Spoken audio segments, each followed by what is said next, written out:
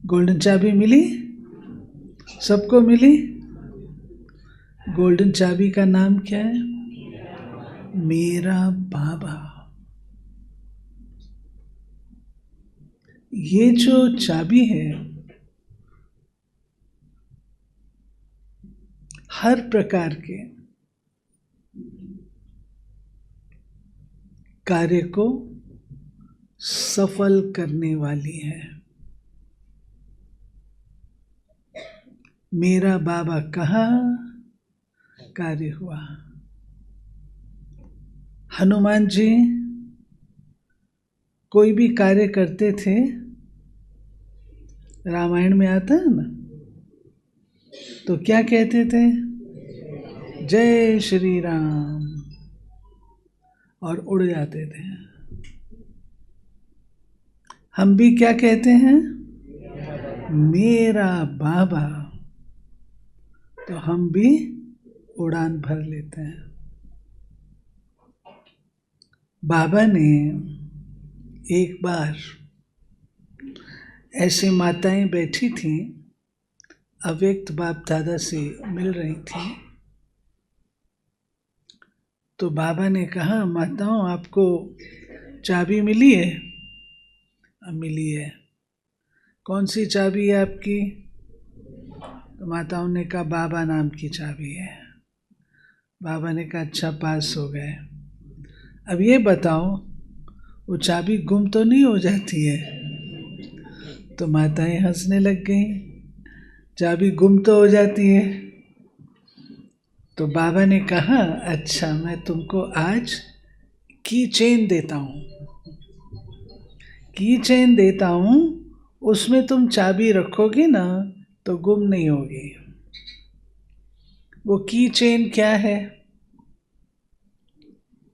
आपको भी चाहिए ना मेरा बाबा चाबी रखने का की चेन, तो वो की चेन कौन सा है?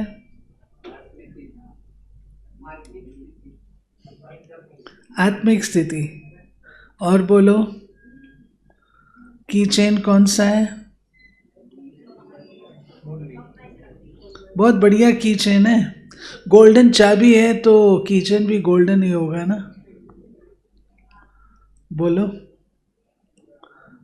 बाबा ने कहा की चेन है बाबा के साथ सर्व संबंध। अगर सारा दिन बाबा को सर्व संबंधों से याद करते रहोगे तो चाबी गुम नहीं होगी। कभी पिता के रूप से याद किया, कभी टीचर के रूप से याद किया, कभी सद्गुरु के रूप से याद किया, कभी सखा के रूप से याद किया, तो बाबा सदा निरंतर साथी बनकर के रहेगा। आजकल चल रहा है ना, करन करावन हार। करावन हार वो है, करनहार हम हैं। वो करा रहा है, हम कर रहे हैं। हम उसके हाथ की कठपुतलियां हैं। कठपुतली होती है, जैसा नाच नचाता है वैसा नाचती है। ऐसे हम बाबा के हाथ की कठपुतलियां हैं। कंबाइंड स्वरूप जो हमको कोई सेपरेट कर ना सके।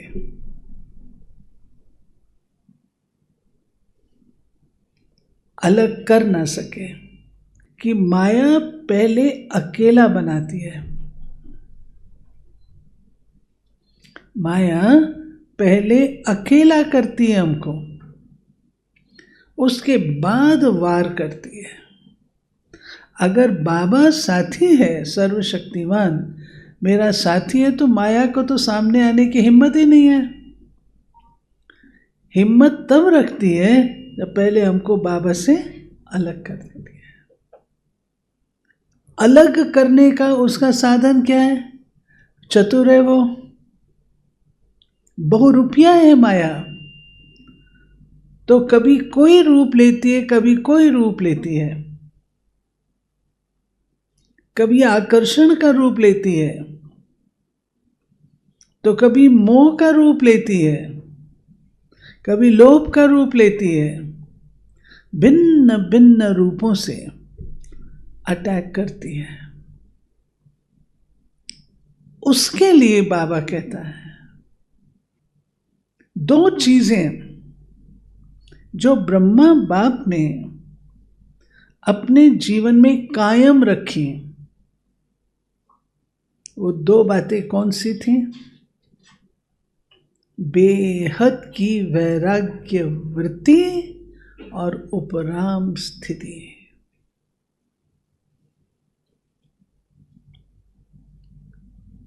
अब हम बच्चे अनुभव करते हैं, रियलाइज करते हैं, ये दुनिया हमारे लिए नहीं है।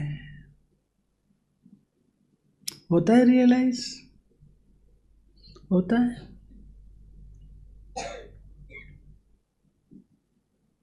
कहीं विदेश में जाते हैं या भारत के भी बड़े शहरों के गलियों से गुजरते हैं, कोई कोई एरिया ऐसे होते हैं जिसके लिए हम लोग क्या कहते हैं? ये अपने लिए नहीं है, इससे हमारा मतलब नहीं है। ऐसे ही ये दुनिया से हमारा मतलब नहीं है।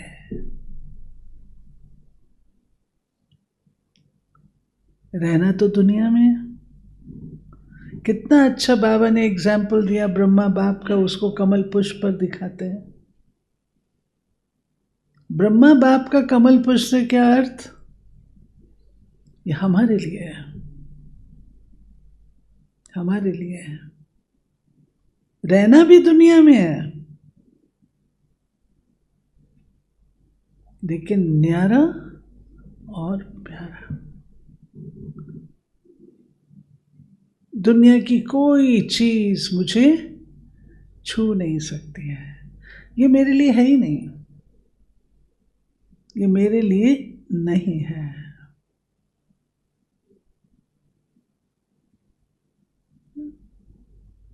आप एक सन्यासी के आगे बहुत सुंदर सुंदर वस्त्र रख दो, एक ब्रह्मा कुमारी बहन के आगे बहुत अच्छे आकर्षक वस्त्र रख दो, वो क्या कहेंगे? ऐसे करेंगे, हमारे लिए नहीं है। ऐसे ही हम सबके अंदर इतना डीप अंडरस्टैंडिंग, रियलाइजेशन हो, ये दुनिया हमारे लिए नहीं है, ये हमारी है ही नहीं, पराई है। और पराई चीज को अपना समझना दुख को इनवाइट करना है।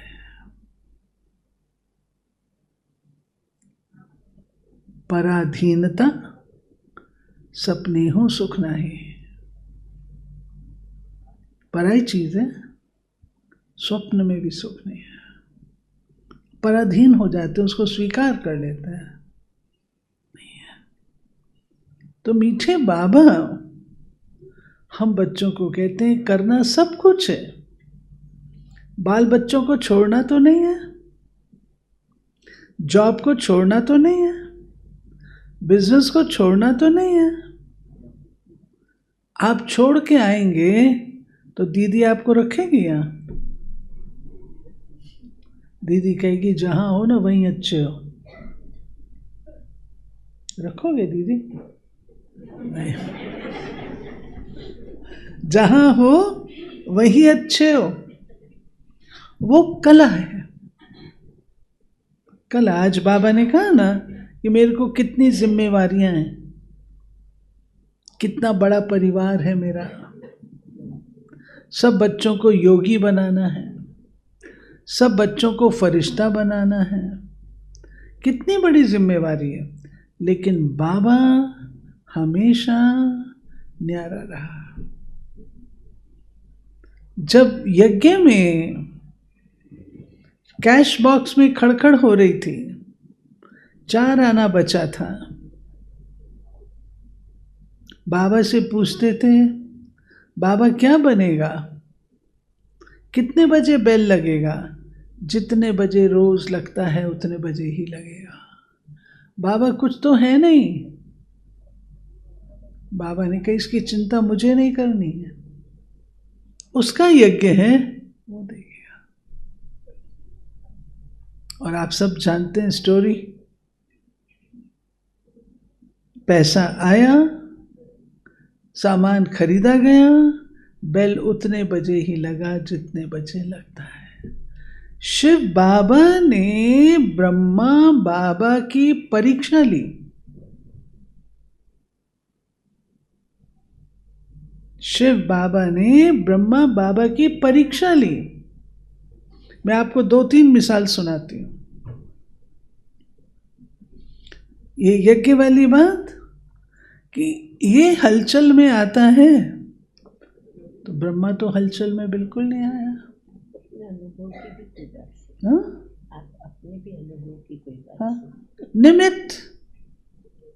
निमित्त है, मैं निमित्त हूं। इसी रीति से एक बार बाबा, जयपुर में म्यूजियम है ना, तो वो बाबा ने बनवाया। अभी तो उसका रूप बदल गया, लेकिन जो ओरिजिनल था वो ब्रह्मा। 12-12 पेज बाबा पत्र लिखते थे। तब हमारी सुदेश दीदी वहाँ रहती थी ना, शांता दीदी रहती थी। 12-12 पेज बाबा लिखता था, म्यूजियम में ये करो, ये करो, ये करो, ऐसे।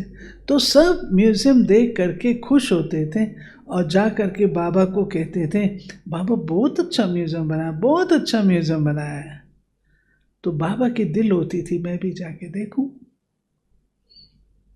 तो बाबा को शिव बाबा के बिना तो जा नहीं सकता है, शिव बाबा से बिना पूछे। एक दिन कहता है, एक ही दिन की तो बात है, रात को जाऊंगा, सवेरे वहां पर देख करके आ जाऊंगा। अपने मन से बना लिया। टिकट आ गई, टैक्सी आ गई, सब कुछ आ गया, सामान चढ़ गया। मैं भी तो ब्रह्मा हूं ना, मैं भी तो ब्रह्मा हूं, मैं भी तो निमित्त हूं ना, सब कर लिया। तो बाबा चलने से पहले शिव बाबा से ग्रीन सिग्नल जरूर लेते थे। तो बाबा ने संदेशी को भेजा, जाओ बाबा से छुट्टी लेके आओ। तो संदेशी आई, बाबा को कहा, बाबा ने तो लाल झंडी दिखा दी है। किससे पूछ के प्रोग्राम बनाया, किससे पूछ के प्रोग्राम बनाया? ब्रह्मा बाबा चुप करके ऐसे करके बैठ गया। टैक्सी वैक्सी सब फिनिश्ड। एक सेकंड में ऐसे ही चाइना वॉर हुई। उसमें बाबा ने मुरली में कुछ कह दिया, शिव बाबा है, सबका पिता है, थोड़ा ऐसा हो भी गया तो क्या है। तो गवर्नमेंट के लोग आ गए, आपने मुरली में ये कहा है, ऐसा ऐसा बोला है। दादा विश्व किशोर मिला, आपके बाबा जी ने ये बोला है, आपके बाबा जी से मिलना है। बाबा से विश्व किशोर दादा ने बाबा को बताया, बाबा ऐसे ऐसे हैं, ये आए हैं, ये बोलते हैं आपसे मिलना है, आपने ऐसे बोला है। क्या बच्चे उसको बुलाओ। वो आया, बाबा की तो पर्सनैलिटी देख करके वो पिघल गए। बोला, बाबा जी ऐसे ऐसे कहा है, तो सरकार ने भेजा है। तो बाबा ने कहा, मैंने कब कहा? बाबा ने कहा, मैंने कब कहा? बाबा जी ये देखो, ये है, मैंने थोड़ी कहा, मेरे में वो आकर के बोल के गया होगा, मैंने नहीं बोला, उसने बोला होगा। तो ऑफिसर क्या बोले, बाबा जी, वो बड़े बाबा जी को कह देना ऐसा ना बोले। ऐसा। तो ब्रह्मा बाबा, जो बाबा ने कहा निर्भय, अचल, अडोल, ये सब, तो बाबा की ये जो स्थिति, ये बाबा ने जमाई थी। बाबा की ये स्थिति कोई ऐसे ही गिफ्ट में नहीं मिली थी, बाबा ने इसको जमाया था। ऐसे हम पढ़ते हैं, रोज हम पढ़ाई पढ़ते हैं, पढ़ाई में बाबा होमवर्क भी देता है। कितना होमवर्क देता है? आज का होमवर्क थोड़ा डिफिकल्ट होमवर्क है, मुझे डिफिकल्ट लगता है, लेकिन वो करना तो पड़ेगा, उसमें अपना कल्याण है। होमवर्क कौन सा है? हाँ? मन की एकाग्रता, मन की एकाग्रता। अंत समय यही काम में आने वाला है, एकाग्रता। इसका अभ्यास चाहिए। एक बार मैंने गुलजार दादी को कहा, दादी मेरी बुद्धि सेवा में बहुत चलती है, प्लान्स बहुत आते हैं, और ORC बन रहा था, सेटिंग हो रही थी, तो दिमाग बहुत चलता था।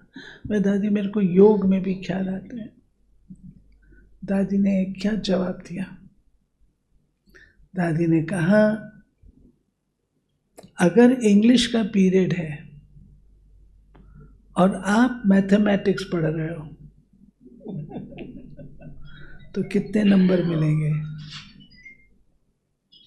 मैथमेटिक्स एक्यूरेट पढ़ रहे हो, कितने नंबर मिलेंगे? 0।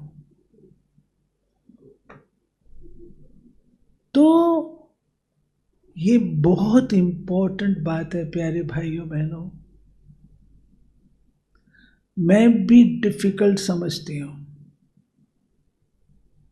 मन को जब चाहो, जहाँ चाहो, जितनी देर के लिए चाहो, उस स्थिति में एकाग्र कर सको, बहुत इंपॉर्टेंट है, बहुत इंपॉर्टेंट है। इसके लिए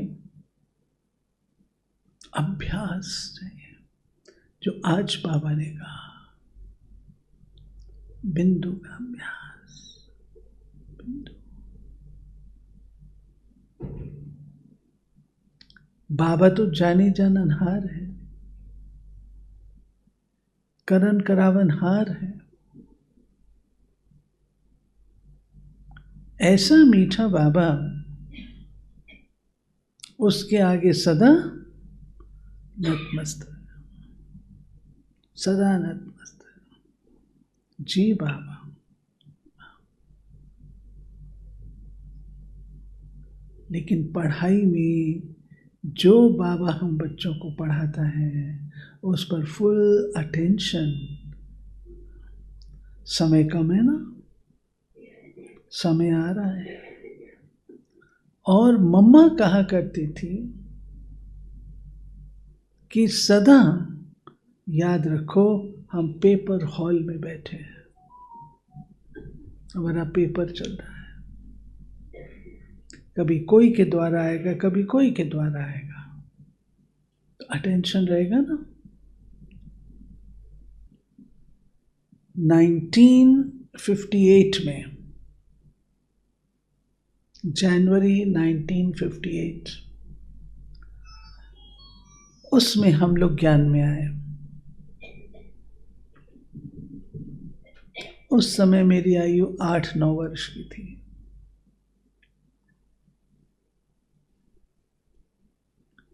तो पिताजी पहले गए थे।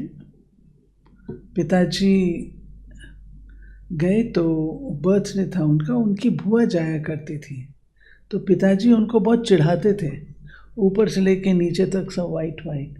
पिताजी उस समय बहुत यंग एज में थे, 30s में थे, और आर्मी में रहे थे, अभी वेलफेयर ऑफिसर थे जेकेएस में। तो पिताजी, हमारे घर में सब ऊट पटांग चलता था, नॉन वेज सब चलता था। तो पिताजी जाते हैं फर्स्ट डे, शाम को उनका बर्थडे होता है, 25 जनवरी 1958 बर्थडे होता है। तो उनकी बुआ उनको लेके जाती हैं, तुम एक बार चलो तो सही। गए तो वो दादियों ने देखा ये यंग एज का आदमी, ये कहाँ ज्ञान सुनेगा, तो उन्होंने सारा नियम, जितने नियम सब सुना दिया। आपको ये लक्ष्मी नारायण बनना है, लक्ष्मी नारायण बनना है तो ये नियम है, जिसमें खान पान की शुद्धि, पवित्रता, सब सब सब रोज ला। पिताजी आ गए घर में। अर्ली मॉर्निंग अराउंड 3 बजे उनको साक्षात्कार होता है, या उनको ये हुआ, क्या कहते हैं, ड्रीम। बाबा, ब्रह्मा बाबा दिखाई दिया। बाबा के हाथ में गोल्डन एनवलप था, और ब्रह्मा बाबा कहता है, बच्चे मैंने तेरा नाम शिव बाबा को भेज दिया है, गोल्डन एनवलप देके। तो दादियों ने कहा था सवेरे 5 बजे पहुंच जाना, कोर्स करना है। तो उनको पता था ये आएगा तो है नहीं, लेकिन पिताजी 5 बजे, वहाँ सर्दी कितनी होती थी कानपुर में, पहुंच गए हैं। सवेरे सवेरे कौन आया, फिर तो रात को होके गया, शाम को सवेरे फिर आ गया। तो कोर्स के लिए कहा था आपने। पिताजी ने कहा आप मुझे अपने गुरु का फोटो दिखाओ। तो उन दिनों बाबा का कोई चित्र सेंटर्स पर नहीं होता था, बाबा के चित्र सेंटर्स पर अव्यक्त होने के बाद लाया, उसके पहले कोई बाबा का चित्र नहीं होता था। तो दादियों ने कहा हमारे पास तो कोई गुरु नहीं है, कोई गुरु का चित्र नहीं है। कोई बेगरी पार्ट का चित्र था, वो दादी ले आई, आत्ममोहिनी दादी कानपुर में रहते थे ना, वो ले आई, उनको दिखाया, कहा यही था जो मुझे दिखाई दिया। कहा ना, पिताजी घर आए तो सवेरे सर्दियाँ थी, ब्रेकफास्ट में अंडा होता था। तो पिताजी ने मना कर दिया, मैं नहीं खाऊंगा। हमारा सबसे छोटा भाई पैदा होने वाला था, 1 सप्ताह बाद उसका जन्म होता है, और माँ आर्य समाजी, फैमिली रिलीजन राधा स्वामी, ननिहाल हमारे सनातनी, नाना जी आर्य समाजी, दादी ये, स्कूल हमारा क्रिश्चियन, फ्रेंड्स हमारी मुस्लिम्स भी हैं। तो पूरा एक्सपोजर भिन्न भिन्न प्रकार का था। तो माँ ने सुन रखा था ब्रह्मा कुमारियाँ जादू करती हैं, तो माँ ने ऑब्जेक्ट किया, आप नहीं जाएंगे। तो 1 साल लड़ाई हुई। आखिर पिताजी ने कहा, माँ थी दिल्ली में रघुमल आर्य स्कूल है, उसकी प्रेसिडेंट थी, और वो वेद वगैरह पढ़ी हुई थी, तो उसको बड़ा नशा था कि मैं पढ़ी हुई हूँ। तो पिताजी ने एक दिन कहा, देखो निर्मल, रोज दिन का झगड़ा ठीक नहीं है, तुम चलो, अगर तुम कह दोगी वो गलत जगह है, मैं जाना बंद कर दूंगा। अगर तुमको वो जगह अच्छी लगे तो तुमको मेरा साथ निभाना होगा, चलना होगा। तो माँ ने समझा बराबरी का सौदा है, तो माँ भी गई।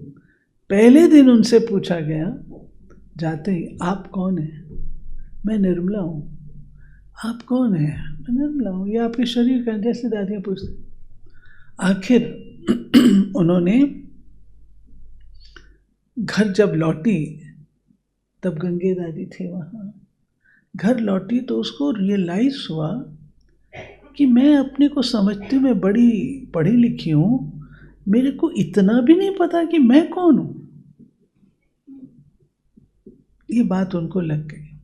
उसके बाद उन्होंने कोर्स किया, फिर तो उनकी स्टोरी अलग है। और वो दिन जिंदगी का आखिरी दिन, बहुत सेवा की उन्होंने। हम लोग को कमरे में, घर में बंद करके चले आते थे। बड़ा घर था, बंगलो था, तो खुला नहीं छोड़ते थे, अंदर बंद कर देते थे, चले आते थे। मम्मा बाबा आते थे तो सब चले जाते थे, नहीं तो अपनी बुआ को छोड़ के जाते थे। तो हमारा नाम पड़ गया ताले में पलने वाले बच्चे। तो एक दिन क्या हुआ, मैं पढ़ रही थी, ड्राइंग रूम में बैठी थी। बाबा कहते हैं ना, त्रिमूर्ति झाड़ गोला ड्राइंग रूम में लगाओ, तो वो चित्र लगाए हुए थे। तो कोई एंग्लो इंडियन महिला आई थी, तो पिताजी उसको समझा रहे थे। पिताजी को ये नहीं पता कि मैं सुन रही हूँ, और मुझको भी कोई कॉन्शियसनेस नहीं है कि मैं सुन रही थी, परंतु वो समझाते समझाते उन्होंने दो बात कही। एक ये कहा कि जब कन्या होती है तो उसका पूजन होता है, सब उसके पांव पड़ते हैं, उसकी पूजा होती है। वो शादी कर लेती है, फिर उसको सबके पांव पड़ना पड़ता है। तो 9-10 वर्ष के बच्चे को क्या पता शादी क्या है, लेकिन मैंने मन में डिसाइड कर लिया उस समय, मैंने शादी नहीं करी, मैंने किसी के पांव नहीं पड़ना, पहली बात। और दूसरा उन्होंने कहा कि जब इस दुनिया में आए हो तो साधारण लाइफ नहीं जीनी है, जिसको उन्होंने शब्द दिया भेड़ चाल नहीं चलनी। वो सुना उसको रहे, सुन मेरे प्रभाव मेरे पर है, तो भेड़ चाल नहीं चलनी, उसको पिताजी ने कहा भेड़ चाल, जैसे भेड़ें चलती हैं ना सब इकट्ठे, ये चाल नहीं चलनी है, समथिंग स्पेशल। मेरे मन में ये फिट हो गई बात कि मुझे कॉमन रीत से नहीं जीना है।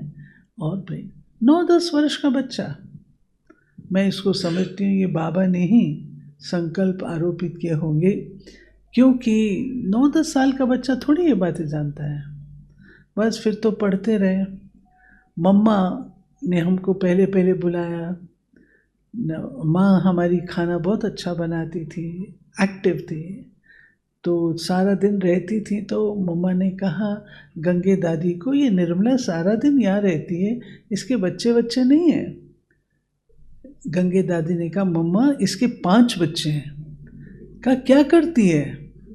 मम्मा उनको ताले में बंद करके आती है। मम्मा ने कहा ताले में बंद करके आती है? मैं ताले में पलने वाले बच्चों को देखूं तो सही। दूसरे दिन मम्मा ने हमको इनवाइट किया भोजन पर अपने साथ। वो मैं याद करती हूँ, मेरी आंखें भीगती हैं। मम्मा ने इतना प्यार दिया, अपने साथ भोजन कर, जैसे मम्मा यहाँ बैठी, मैं यहाँ बैठी, मम्मा अपनी थाली से गिट्टी हम बच्चों को खिला रही, इधर से। कोई नहीं, सिर्फ हम 3 थे। दोनों छोटे भाई बहन ज़्यादा छोटे थे, परंतु हम 3 थे। मैं थी, नीरा थी, मेरा भाई था, और मम्मा थी, बस। इस रीत से मैं पढ़ती रही। बाबा ने कहा, बाबा से मिलने आए थे, मैं समझती 60 में आए होंगे। तो बाबा से मिलने आए तो कहाँ मिले पता है? पहला मेरा जो इंटरेक्शन हुआ बाबा से, रास्ते भर टीचर ने सिखाया तब कानपुर से पहली बार 40 की पार्टी आई थी और बाहर बाबा ने बंगलो लिया था।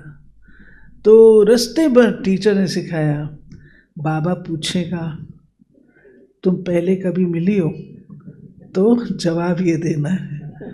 रट लिया, बच्चे थे, रट लिया। अब बाबा जो ईशु दादी के बाहर, ईशु दादी के ऑफिस के बाहर स्थान था ना, वो हॉल में मिला करते थे, धरती पर। कुर्सियाँ वुर्सियाँ तो थी नहीं, धरती पर ऐसे बैठे थे, एक एक करके मिल रहे थे। तो जब हमारा परिवार का नंबर आया, माताजी मिले, पिताजी मिले, उसके बाद मैं थी, तो बाबा ने मेरे से वही सवाल पूछ लिया। तो बाबा की तो पर्सनालिटी है अपनी विशेष। बाबा ने कहा, बच्ची तुम बाबा को पहले कभी मिली हो? मैंने कहा नहीं बाबा, मैं पहली बार मिल रही हूँ। सब उड़ गया, बाबा को देख सब उड़ गया। तो फिर मेरे को याद आ गया, तुरंत याद आ गया। तो मैंने कहा नहीं बाबा, मैं आपसे 5 साल पहले मिली हूँ। बाबा ने मेरे को अपनी गोद में ले लिया, पीठ थपथपाए और कहा, बच्ची ने सबक अच्छा याद किया। तो इस तरीके से पहली मुलाकात। फिर जब बाबा पर्सनल भी मिलते थे ना परिवारों से, तो बाबा से हम मिल रहे थे। तो मधुबन में अभी आजकल तो सीमेंटेड है, उन दिनों कुछ नहीं था, धूल मिट्टी थी। तो पानी डाल करके धूल को दबाते थे और शाम के टाइम पर बाबा की खटिया बाहर निकाल लेते थे। उस पर बाबा, पिताजी, माँ और मैं, हम चारों बैठे थे। तो बाबा से उनकी क्या बातचीत हुई वो मुझे नहीं पता, लेकिन मेरे बारे में जो बाबा ने कहा वो मुझे पता। बाबा ने कहा पिताजी को, बच्ची को पढ़ाना, इसको मैं विदेश भेजूँगा। उन दिनों विदेश में एक व्यक्ति नहीं था, 60s एक व्यक्ति नहीं था, लेकिन दूरदर्शी बाबा।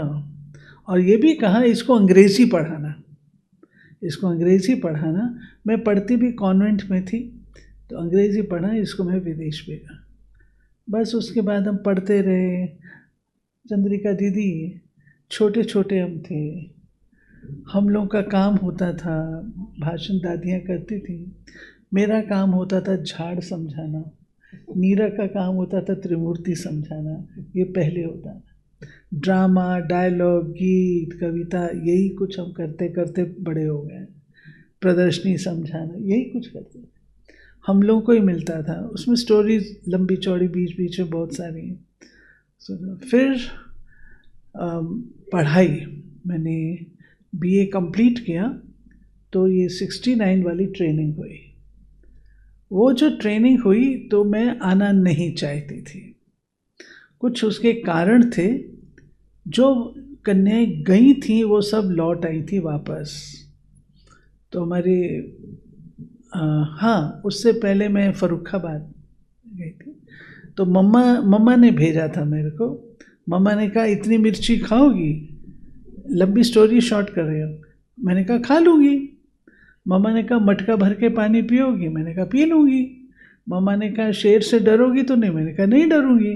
तो मम्मा ने ऐसे किया, मैंने आँख झपक ली है। तो मम्मा ने कहा तुम तो डर गई। तो मम्मा ने कहा अगर बाबा को साथ रखोगे तो कभी भी डर नहीं लगेगा। फिर तो मम्मा ने समझाया, मेरे को फर्रुखाबाद भेज दिया, परंतु मेरा मन पढ़ाई में था। ये 10th के बाद की बात है। 10वीं पढ़ के मैंने 1 साल, तो वहाँ पर कोई ख़ास काम तो था नहीं।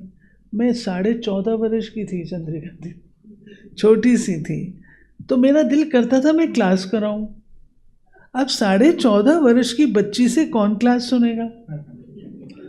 लेकिन उन्होंने मेरा एक दिन फिक्स कर दिया था, मैं सप्ताह में 1 दिन मुरली सुनाती थी और बाकी झाड़ू पोछे बर्तन यही कुछ करती थी और खाना बनाना ये सब जो मैंने कभी नहीं किया था करते थे। लेकिन फिर बाबा आए माथुर जी की कोठी में दिल्ली, तो हम लोग सब उन दिनों पार्टी जाती थी बाबा से मिलने। तो हमारी फर्रुखाबाद से पार्टी गई, बाबा से मिले। तो बाबा ने कहा बच्चे तुम क्या? मैंने कहा बाबा ऐसे, मैं वहाँ, तुमको तो पढ़ना है।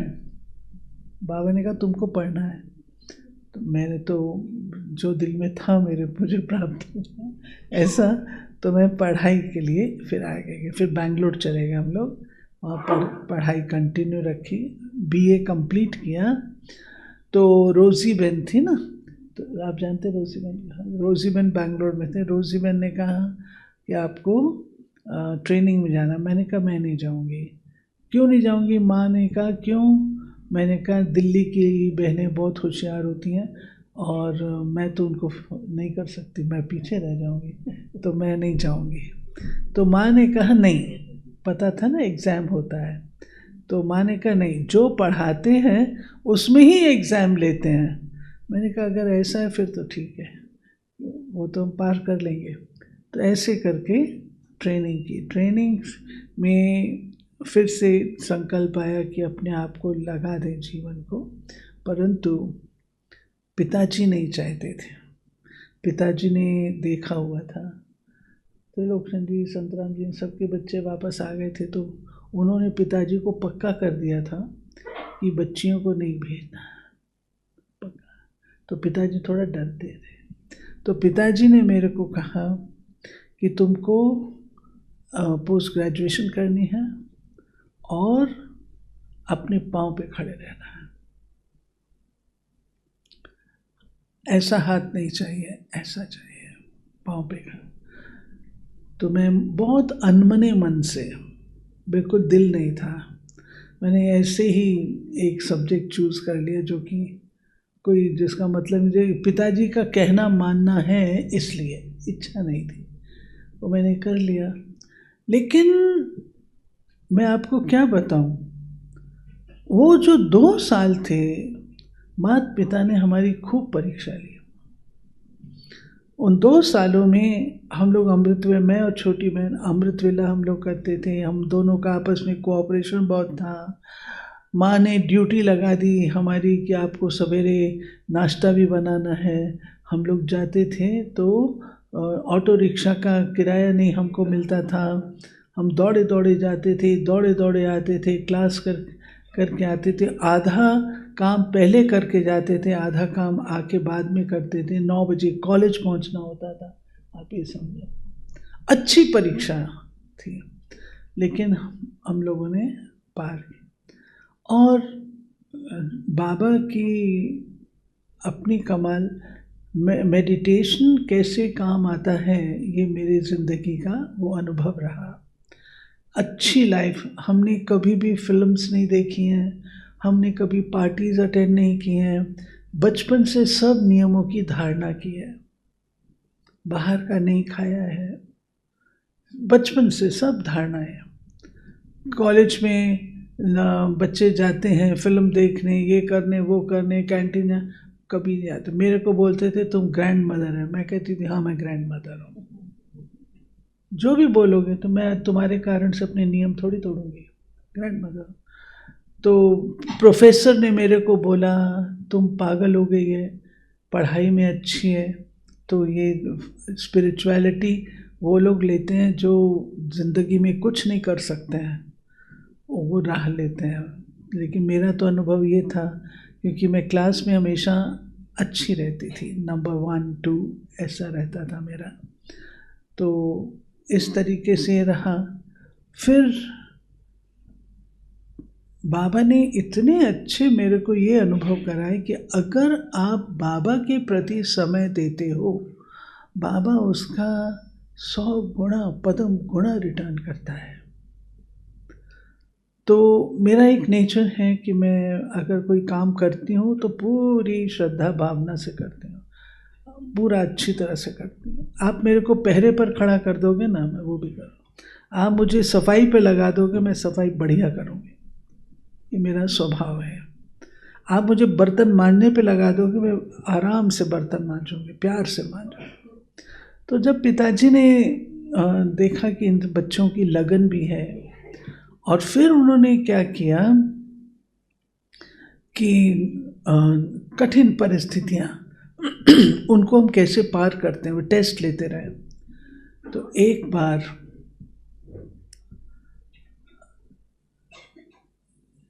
पिताजी ने कहा कि तुमको शादी करनी पड़ेगी। मैंने कहा क्यों करनी पड़ेगी? ज़बरदस्ती थी। खुद सेंटर पे जाते थे, खुद क्लास करते थे, सब कुछ करते। कहते नहीं, जैसे रमेश उषा है ना, ऐसे आप चलो, मैं अपनी जिम्मेवारी पूरी करूँगा। तो आज दिन तक हमने कभी माता पिता को जवाब नहीं दिया। ये मेरा आज भी रिकॉर्ड है, मैं अपने बड़ों को वापस जवाब नहीं देती हूँ। तो पिताजी ने जब ये कहा, पता नहीं मुझ में कहाँ से शक्ति आ गई। मैंने पिताजी को कहा, आप अपने, पिताजी ने कहा मैं अपने घर में कन्या को नहीं रख सकता हूँ। मैंने कहा मत रखो, मत रखो, मैं आपके पास नहीं रहूँगी, मैं हॉस्टल में रह जाऊँगी और एक बार गई मैं वापस आऊँगी नहीं। तो उनको हुआ ये स्ट्रांग है, नीरा को कि नीरा बेचारी फंस गई, तो मैं स्ट्रांग में निकल गई। अब दूसरा माया का रूप आया। वो क्या रूप आया? क्लास में मैं अच्छी थी, जो मेरा आंसर स्क्रिप्ट होता था एग्ज़ाम को, सारी क्लास में जाता घूमता था, इसने क्या लिख दिया है तो इसको इतने मार्क्स मिल गए। बाबा की अनुकंपा थी, समय देते थे सेवा में, बाबा रिटर्न देता था। मैं सारी यूनिवर्सिटी में टॉप किया उन दिनों में। फर्स्ट क्लास फर्स्ट होना उन दिनों में बहुत मुश्किल हो रहा था। फर्स्ट क्लास फर्स्ट, और हमारे पेपर 2 यूनिवर्सिटी से चेक होते थे। टॉप किया तो पिताजी ने कहा बच्चे अभी आप थोड़ा जॉब। मैंने कहा मैं जॉब नहीं करूँगी, किस लिए करना है? लेकिन बहुत ज़्यादा प्रेशर था उनका कि तुम 1 साल मेरे कहने से करो। वो मेरी परीक्षा लेना चाहते थे कि इसके हाथ में पैसा आता है तो कहीं ये खिसकती तो नहीं है। तो मैं तो कॉलेज में जाती थी, पढ़ाती थी, और बाबा ने मुझे इतनी सफलता दी, मेरी एक भी स्टूडेंट मेरे पेपर में फेल नहीं। उन कन्याओं ने भी टॉप किया यूनिवर्सिटी में, और उसके साथ साथ 100% रिजल्ट मेरा था, not a single failure, 100% result. तो पिता जो मेरे को वो मिलती थी, पे मिलती थी, चेक मिलता था, मैं लाके माँ को दे देती थी, और अपने ट्रांसपोर्ट के पैसे माँ से लेके जाती थी। तो पिताजी ने देखा इसका पैसे में कोई ऐसी ममता नहीं है, नहीं तो होता है ना मैं ये करूँ ये करूँ। मुझे कुछ नहीं था, कुछ नहीं था, ये था मेरी परीक्षा हो रही है बस। फिर उसके बाद माया ने तीसरा रूप दिखाया। मैं यहाँ से मधुबन आई थी, तब बाबा अव्यक्त हो गए थे 69 में, तो 71 में मैं ये कंप्लीट करने के बाद आती हूँ, 71 72 तो आई। तो बाबा ने रिज़ल्ट तो अच्छा था ही। फर्स्ट टाइम लेक्चरर को यूनिवर्सिटी के फाइनल पेपर्स चेक करने को नहीं मिलते। माया ने मुझे ये भी आकर्षण दिया, जो वो चेक करने को मुझे पेपर मिले। तो उसके बाद पिताजी ने कहा जॉब कंटिन्यू करना, और हमारा जो प्रोफेसर था उसने बोल दिया था, मैं कहीं भी ज़्यादा इंटरव्यू नहीं दी, एक ही जगह गई उसमें पास हो गई। तो उन्होंने कहा इंटरव्यू, तुमको इस पेपर में ज़्यादा नंबर क्यों मिले, इतने ज़्यादा नंबर क्यों मिले? मैंने कहा मुझे क्या पता क्यों मिले ज़्यादा। और प्रोफेसर बोल देता था कि जहाँ आशा जाए कोई मत जाना, क्योंकि इसको 100% वहाँ पर मिले। तो मेरी लाइन हमेशा क्लियर रहती। वाह। तो ऐसे पास किया। फिर बाबा को मैंने कहा, अब एक बाप दादा, मैंने कहा बाबा पिताजी ऐसे कहते हैं, मेरा दिल नहीं है। तो बाबा ने मेरे को एक बात कही, तुम सेंटर पर रह करके देखो। मैंने कहा बाबा मैं नहीं मेरे को इतनी छुट्टी नहीं है, मैं नहीं रह सकती हूँ। बाबा ने ऐसे करके कहा, बाबा ने कहा छोड़ दो। तो मेरे को बाबा की बात मिल गई श्रीमद। अब मैं जब बेंगलोर आई, पिताजी ने कहा माया का चौथा रूप, मेरे को वाइस प्रिंसिपल की पोस्ट की ऑफर, इतनी यंग एज में। ये भी एक आकर्षण था। मैंने कहा नहीं। पिताजी ने कहा बेटा 1 साल में, और मैंने इतनी मेहनत की थी पढ़ाने में, शायद मैंने पढ़ने में इतनी नहीं की थी। तो पिताजी ने कहा बेटा उस समय मेहनत लगी है, अब तो तुम्हारी मेहनत नहीं होगी क्योंकि तुमने नोट्स वगैरह सब बना लिए, अब नहीं मेहनत होगी। तो पता नहीं मेरे मुंह से कैसे निकल गया, पिताजी बिजनेस में थे, मेरे मुंह से निकल गया, मैंने कहा आपको मेरे पैसे की ज़रूरत है। ये उनको जैसे तीर लग गया।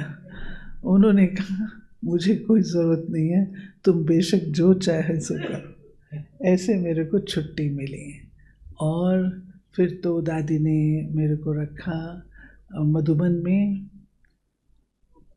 फिर रखा इंदौर में 2.5 महीना, उसके बाद दिल्ली पांडव भवन में रखा। तो पहला पांडव भवन अभी लिया ही गया था 73 में, उसका उद्घाटन। तो दादी जी ने तब से लेकर के वहाँ पर मैं रही 2000 तक। आज भी मेरा कमरा पांडव भवन में है, ऑफिस पांडव भवन में है। और 2000 के बाद फिर ORC में, जब खुला ORC, फिर ORC में रह रही हूँ।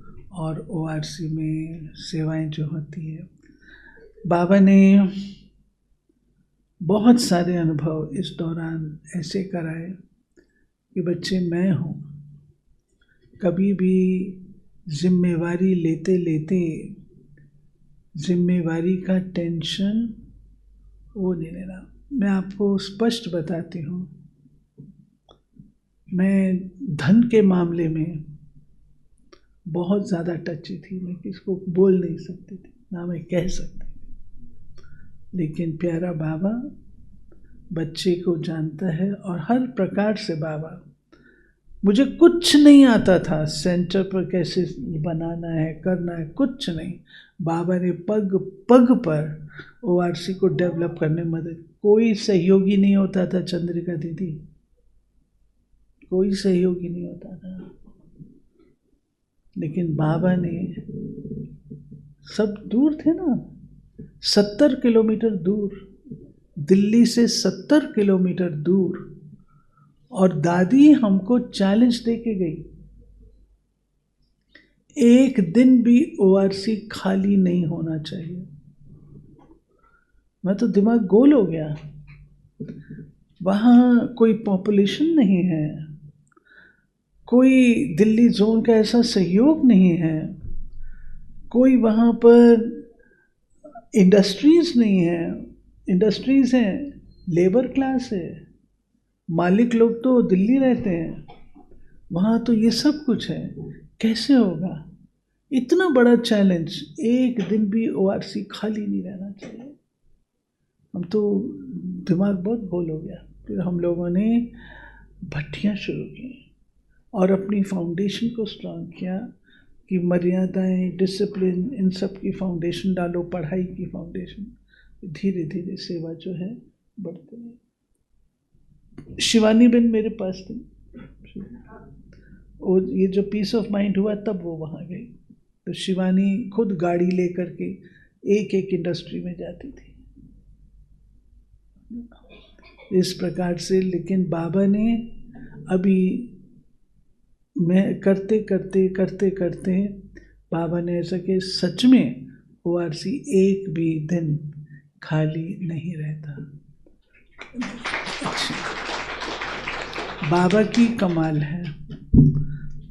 मुझे तो कुछ नहीं आता था, मैं बिल्कुल ज़ीरो थी, लेकिन बाबा की कमाल है।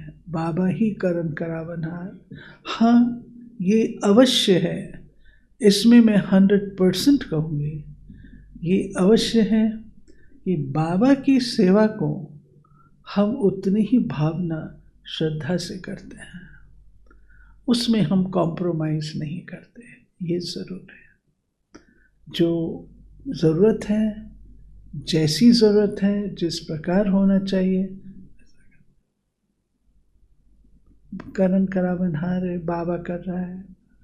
अच्छा, आज आपको 3 सौगातें बाबा ने कौन सी दी थी? अभी एंडिंग अच्छी सौगात से होनी चाहिए ना। बाबा ने आज हम सबका स्नेह स्वीकार किया, याद है? दूसरा, बाबा ने याद प्यार दी, बाबा ने सब बच्चों को प्यार किया। और तीसरा, बाबा ने सबको दुआएं दी। ये पेज नंबर 3 नीचे की लाइन देखना मुरली में। तो अभी हम सब बाबा के उस प्यार को, दादी भाकी पहनती थी ना दोनों हाथों से, सब अपने को बाबा के प्यार में भाकी पहनो। बाबा को देखो, बाबा कर रहा है प्यार, बाबा कर रहा है ना, दृष्टि दे रहा है बाबा, प्यार अनुभव कर रहे हैं बाबा का। अब अपने सिर पर बाबा की दुआओं का हाथ, बाबा की दुआएं सदा मुझ आत्मा के सिर पर है, सदा। बाबा, आपने ये दिन लाया और मैं कोटि कोटि पदम गुणा मुबारक देती हूँ आप सबको। आज के दिवस की बहुत बहुत बधाई और मुबारक हो।